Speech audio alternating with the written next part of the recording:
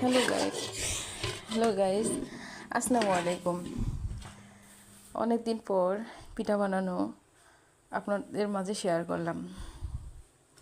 আমার হাজবেন্ড কিছুদিন ধরে অনেক বায়না করছিল কিছু পিঠা খাবে, তো আমার পরীক্ষা ছিল তাই বানাতে পারিনি। তো ভাবলাম পিঠা বানিয়ে আপনাদের মাঝে শেয়ার করি।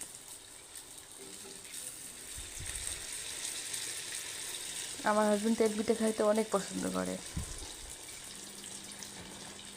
তো আমার পরীক্ষা ছিল এই জন্য বানাতে পারিনি। আজকে হঠাৎ করে তেল পিঠা বানানোর মাঝে আমার ছোটোবেলার কিছু স্মৃতি মনে পড়তেছে। আমার নানিকে অনেক মিস করতেছি শীতের সময়। এখন উনি নাই, আল্লাহ ওনাকে জান্নাত নসিব করুক।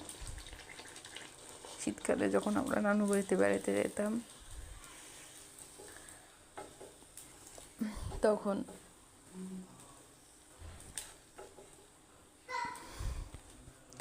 নানি পিঠা বানিয়ে দিত, কিন্তু আজ হয়তো পিঠা বানাতে পাই, কিন্তু উনি নাই।